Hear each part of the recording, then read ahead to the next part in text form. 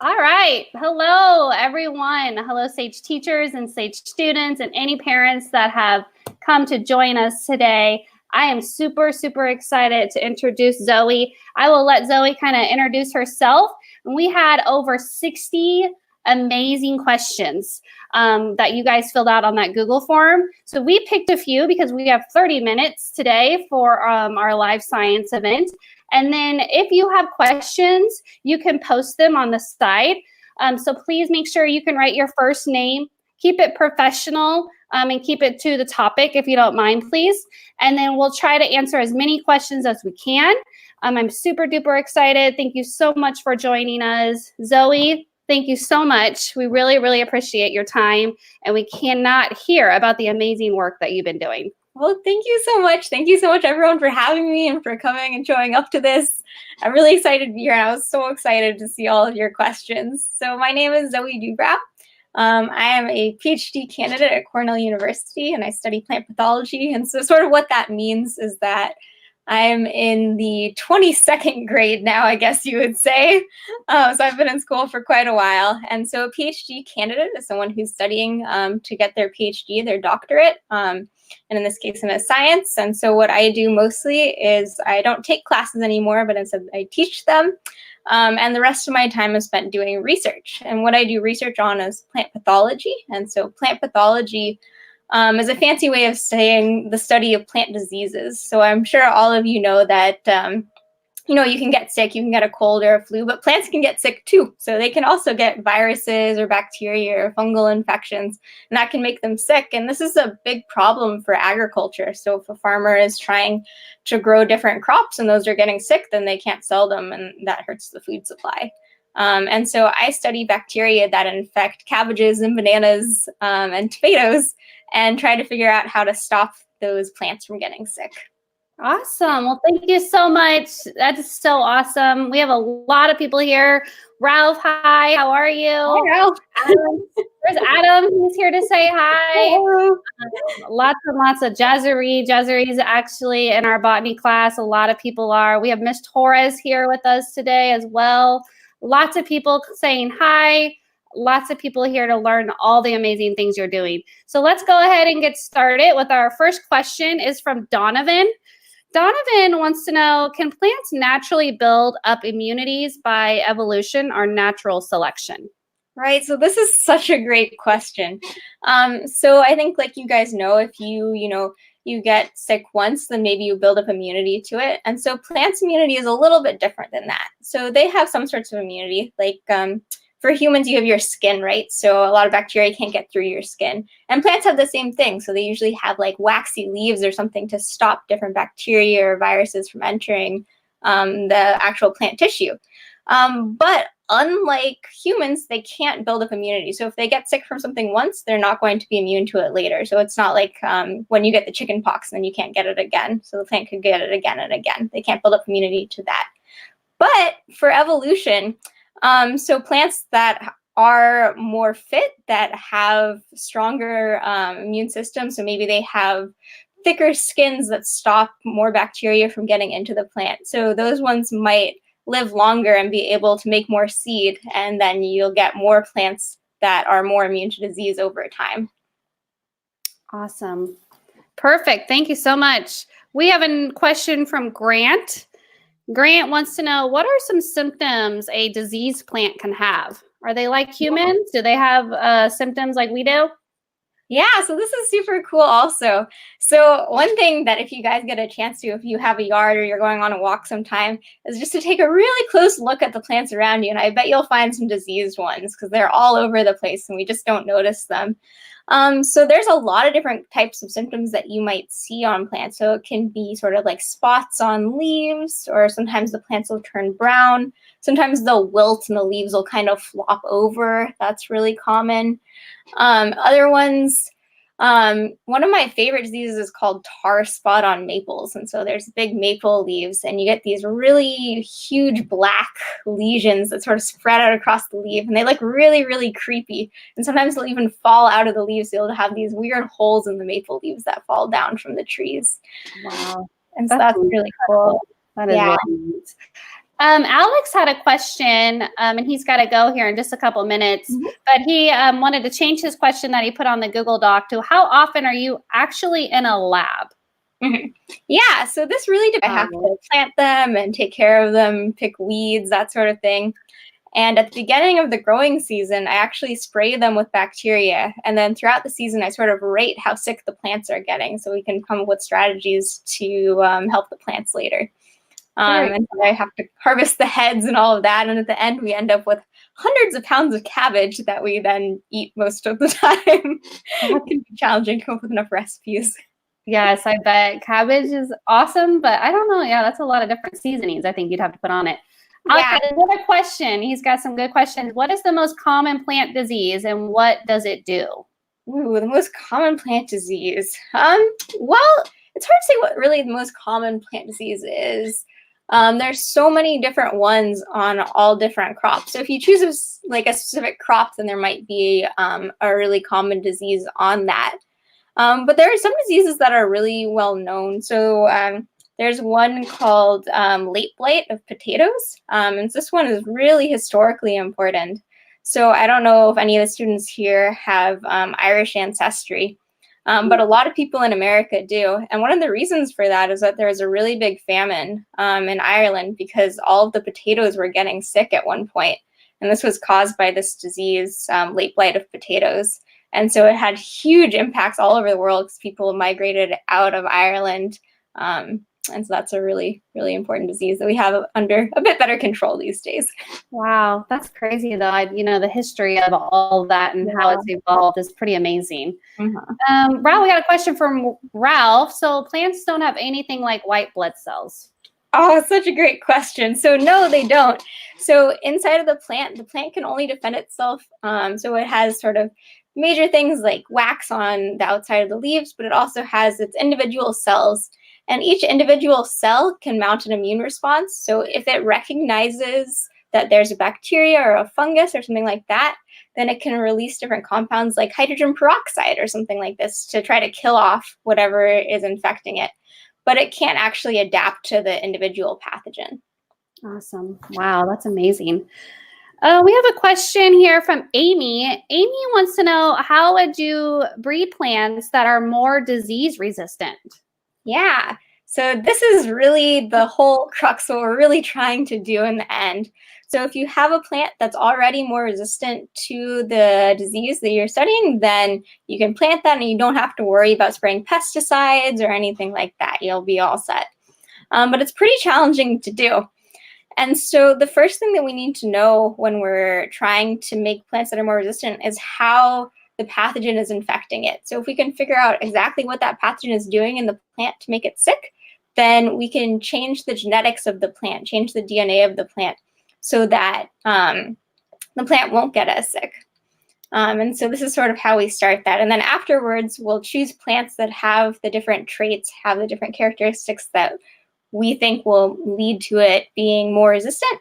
And then we can breed them with plants that have good characteristics that the growers want and that you would want to eat until we get a really resistant plant. Very cool. We have some people wanting to say hi. Hi, Alex. And we have Isabel. Hi, Isabel. Thank you for joining us. If you just now joined us, thank you so much. Feel free to ask questions inside the comment box. We are going to end, just to be respectful of Zoe's time, at 11:30. So if you could think of any of those questions, please make sure you post those there. Alex has a question. How could these plants affect our future? Yeah, this is awesome. So one thing that we talk a lot about is that there are more and more people living on the planet every year, right? And so how are we going to make enough food so that we can feed all of those people? And so one of those ways is to have plants that will produce more food.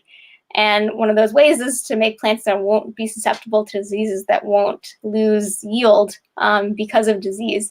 And so then you get more food on a smaller piece of land. And so that'll help feed more people in the future. Awesome.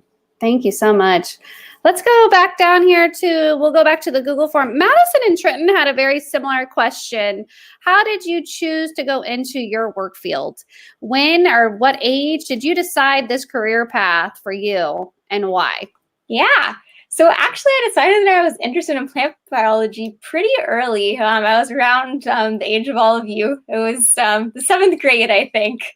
And so I was doing, I don't know if you all do science fair projects, but this was a big thing where I grew up. And so I was really interested in plants. I like being outdoors a lot. I thought it was really fun. I had a little garden up in my backyard.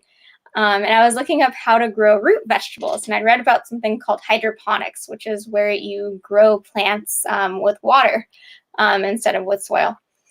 And so I'd read this little article that was in a newspaper that was saying that some farmers had been trying to grow radishes using hydroponics, and the radishes had come out really weird, and they weren't sure why. And the shape of the radish was all wrong. It wasn't round like most radishes are. And so it made me wonder what makes a radish round. Whether it's just the genetics, whether that's the innate ability of the plant to make a round root, or is it because it's growing in the dirt and that's just the easiest way for that vegetable to push outwards against the dirt. So what I did was I grew radishes in dirt and then in hydroponics, so they were just sort of hanging a little bit in the air with water spraying up at the roots. And what I saw was that the radishes were really becoming elongated then, whereas the ones grown in soil were still round. And so that really got me into plant biology, and I kept working in biology. In college, I studied more biology. I went into a plant lab, and then I got into a lab that studied plant diseases, and that's sort of how I got into it all. That's an awesome story. That's amazing. Yeah, we're helping here at the Sage Center with, giving all of our students an opportunity to try all different things that they can find their passion like you did. That's great. I think that's just so great. And you guys are so lucky to have such a cool teacher who's encouraging all of this. Drew H. This is awesome because we too, Drew's in my botany class, and we talk a little bit about crossbreeding. We even attempt to do different grafting techniques. Ooh. Yeah, that's pretty fancy. How would you go about crossbreeding with plants like tumbleweed? Okay, that's an interesting question. I like that. So it can be a bit of a challenge because you can't necessarily cross plants that are too distantly related. That can be really hard. But if you have plants that are more similar to each other, so let's say that you have a cultivated tomato, so a tomato that you grow in your garden, but then you go down to, I don't know, let's say Peru, which is where tomatoes are originally from, and you go walking up into the mountains and you find a wild tomato that has these little teeny tiny fruits. They're one variety called the currant tomato that I absolutely love. They're just tiny, like a little, like half the size of like a grape or a cherry tomato.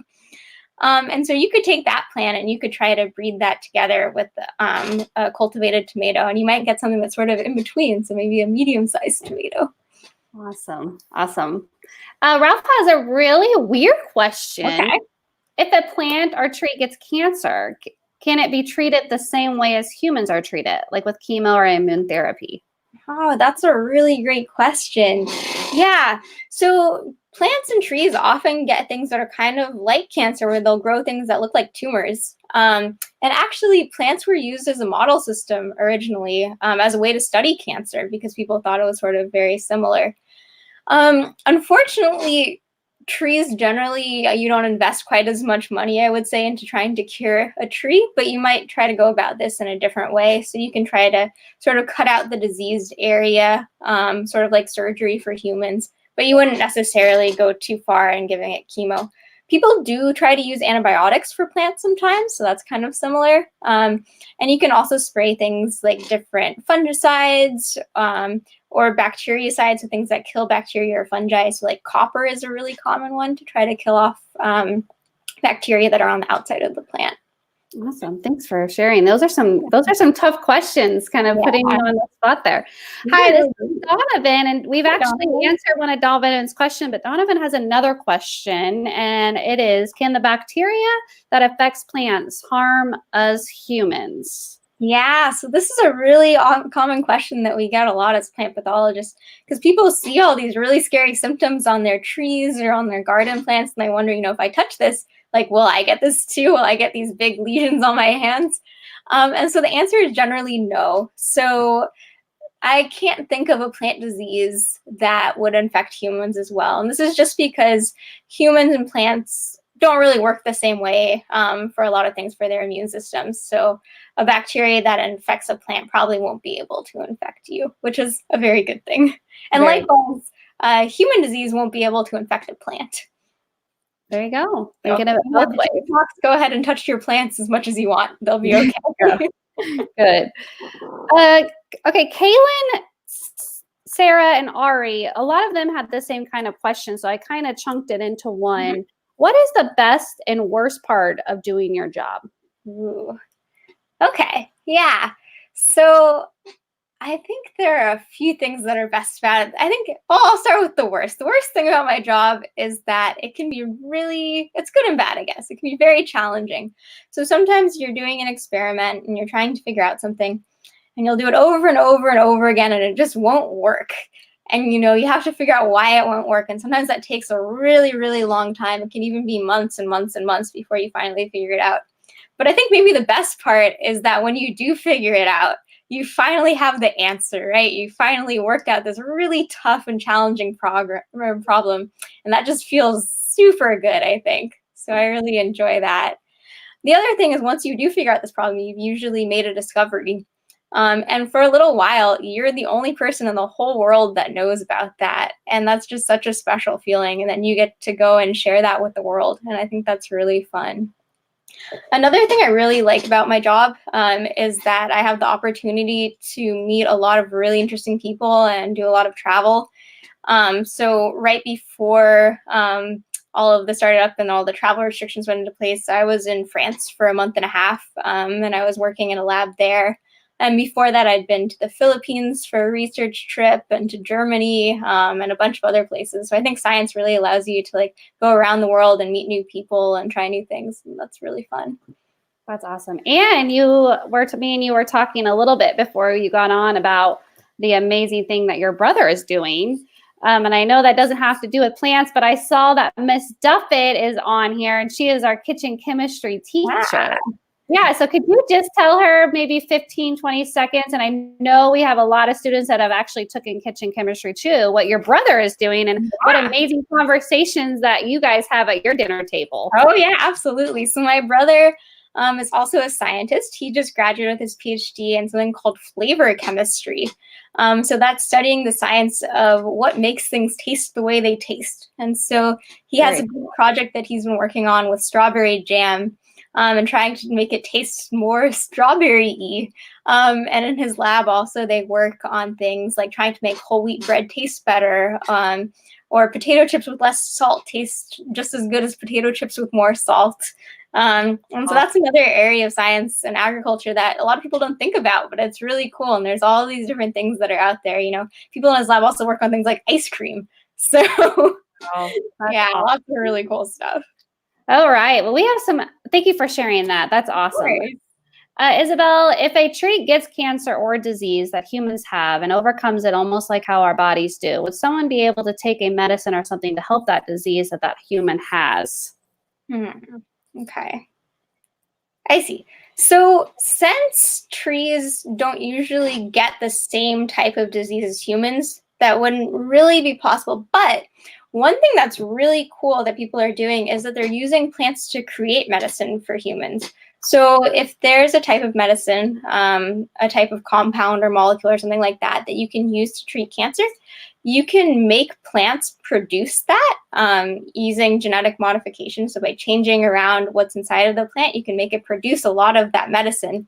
And then you can extract that medicine, you can take it out of the plant, and then you can give it to people. And so that's one really cool way that plants are used in medicine. And this kind of goes right into Alex's question. What do you think about this question? Is it possible for a plant to cure or take our coronavirus away? So I think it's probably not possible, unfortunately. Although it is possible that medicines used to treat coronavirus could potentially be taken from plants. So we don't know. People are testing out a lot of different chemicals to see if any of these help with treating coronavirus patients who are already sick. And so it's very possible that some of these are going to be derived from plants, but we don't really know yet. Awesome, awesome, awesome. All right, I was just kind of coming over here looking. There's some great questions, and we also have another one. But you know what? I'm going to go back to this one because when I first sent out your bio to our students, and you talked a little bit right now about how you went to France, Allie has a question regarding that. What were you researching in France that you couldn't hear in America? What continents have you traveled to besides Europe? And I know you kind of already talked a little bit about that, but I do think it's interesting about, were you researching something different in France that you couldn't hear in America, or were you just traveling? Yeah, so one of the really cool things is that there's different experts in science all over the world. There doesn't really seem to be a lot of boundaries. And so this cabbage disease that I work on is really well studied at one particular lab in the south of France. And so they're really experts on it there. And they have a lot of resources, a lot of different types of cabbage, and a lot of different experiments that they've worked out how to do there. So I went there to go learn how they do that and to use the plants that they had, which I couldn't use here. And while I was there, I got to talk to all of the scientists and learn about what they're doing and all the research that they're doing there. And that way we can put our work together so we can work as a team. And so that's sort of what I was doing there that I couldn't do back at my lab here. And so we've continued to talk, and we have Skype meetings every couple of weeks where we both update each other on like what we've been doing in each of our labs. And then as far as where else I've gone, so like I was saying, I went to the Philippines for a month and a half a couple years back to learn about rice production and rice diseases, along with banana diseases. And so that was really fun. There's a place there called the International Rice Research Institution, which is this huge group of scientists that are there working on rice and other tropical plant health. And so we got to go and talk to all of those scientists and then travel around the whole country and talk to growers and farmers and see what problems they're having that we could try to help them with. Amazing. Very cool. Yeah, Very and there's others like this all over the world. So in South America and Africa, all over Asia, Australia, that do similar things with different crops. So wow, very cool. Thanks for sharing that. Let's look over here. Oh, this is kind of a fun question that I actually think about this sometimes as well. Sometimes I see mushrooms on trees. Are those harming the trees? I love this question. So I actually teach a class on mycology sometimes. And so we talk a lot about mushrooms that grow on trees. And the answer is sometimes. So sometimes mushrooms can just sort of grow on trees and they're not really harmful. Sometimes it's more indicative that the tree is really unhealthy and it has a disease. And so oftentimes when you see mushrooms growing on a tree, it'll be because the tree is sick. And that mushroom is either growing on it because it can tell the tree's sick and the immune defenses is kind of weak, or maybe it's the one that's causing the disease on the tree itself. Awesome. Yeah, that's really cool. And that kind of actually goes into this next question. And the brilliant blogger, but also Bryson had the kind of same question. How would a disease in plants spread from plant to plant? Or as the brilliant blogger asked, can a disease pass from a tree to a seed and infect the seed when it grows? So that's even taking that question to the next level. Very good question. It was just so amazing to me. Yeah. So I actually specifically study how disease passes from a plant to the seed. And so this is actually one of the main ways that diseases of plants spread. And so the bacteria or the fungus can go either in all the way through the plant system through, I don't know if you guys have learned about like the xylem or the phloem, but through the ways that plants carry moisture and nutrients up, it can go into the seeds that way, or it can come in through the flower and then go into the seed that way. And then once those seeds are harvested and planted, then that bacteria or fungus that's on the seed will make the new plant sick. And so this is a huge problem because, a grower will get a bunch of seed from a company and they'll plant it, they'll do everything right, but then the plants will come up and they'll get sick and die. And so it's really, really a big issue. And people try to stop that by treating seed, by like sort of giving them hot water baths or something like that to try to kill off the pathogen that's on the seed. But it can be really, really a big challenge. That's really, what an amazing question. And the brilliant blogger said, thank you. So very cool. Thank you for answering our students' questions. And I hope that they take some of these thoughts and things like that. And we finally get back to school and we start our next chapter in school. We can kind of use these answers to kind of guide what project we're going to be doing next. So that's Yeah. awesome. So we have about 5 minutes, and we haven't even talked about your blog. And in the bio, we talked a little bit about how you bake with plants and how you blog about that. And we actually in Botany just did a lesson on plant ingredients and cookies from your help and inspiration. And Stella had a question for you: is what type of plants do you use when you bake? Yeah, so I love this, and I love that you all made cookies. That's so awesome and so cool. I think that there are just so many amazing ingredients that go into baked goods that we don't really think about every day. And so I have a lot of favorite things to use in cookies, but I think my most favorite is probably vanilla. And so, I mean, vanilla is used in pretty much everything, right? You're making your chocolate chip cookies, throwing a little bit of vanilla. You're making chocolate cake, throwing some vanilla, you know, making pudding. Yeah, you need some vanilla in there too. It's just so common. But where it comes from is just incredibly interesting.